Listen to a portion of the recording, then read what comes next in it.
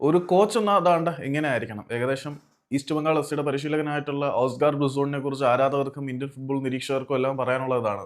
ഇന്നലെ ഏകപക്ഷീയമായ ഒരു ഗോളിന് ദിമിത്രിയോസ് ഡീമന്റക്കോസിന്റെ ഒരു ഗോളിന്റെ മികവിൽ ഈസ്റ്റ് ബംഗാൾ ജയിച്ചെങ്കിൽ പോലും അവരുടെ പരിശീലകനായിട്ടുള്ള ഓസ്കാർ ബ്രിസോൺ അത്രമാത്രം സാറ്റിസ്ഫൈഡ് ഒന്നും അല്ല.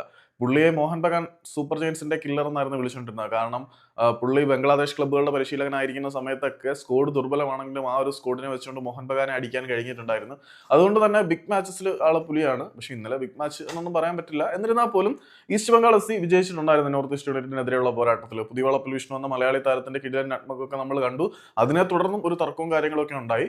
മത്സരത്തിന് ശേഷം ഓസ്കാർ ബ്രിസോൺ വിജയത്തിനെ കുറിച്ചോ ടീമിന്റെ മികവിനെ കുറിച്ചോ ഒന്നും അല്ല പറയുന്നത്. അനാവശ്യമായിട്ട് റഫറിമാർ ഉൾപ്പെടെയുള്ളവരോട് തർക്കിക്കുന്ന പരിപാടി തന്റെ താരങ്ങൾ നിർത്തിയില്ല എങ്കിൽ താരങ്ങൾക്കെതിരെ കർശന നിലപാടെടുക്കാൻ അദ്ദേഹത്തിന് യാതൊരു മടിയില്ലെന്നാണ് പറയുന്നത്. അപ്പോൾ ഫുട്ബോൾ കളിക്കളത്തിൽ ഡിസിപ്ലിന് കൂടി വളരെയധികം ഇമ്പോർട്ടൻസ് നൽകുന്ന ഒരു പരിശീലകനാണ് ഓസ്കാർ ബ്രിസോൺ എന്ന് പുള്ളിയുടെ വാക്കുകളിൽ നിന്ന് വ്യക്തമാണ്. നന്നായിട്ട് കളിച്ചത് കൊണ്ടോ ഗോൾ അടിച്ചത് കൊണ്ടോ വിജയിച്ചത് കൊണ്ടോ കാര്യമില്ല. അതിനോടൊപ്പം തന്നെ റഫറിമാരോട് ഉൾപ്പെടെയുള്ളവരോട് അനാവശ്യമായിട്ടുള്ള തർക്കങ്ങൾക്ക് പോകുന്നത് നെഗറ്റീവ് ഇമ്പാക്ട് ഉണ്ടാക്കും എന്ന് തന്റെ താരങ്ങളെ തിരിച്ചറിയണം.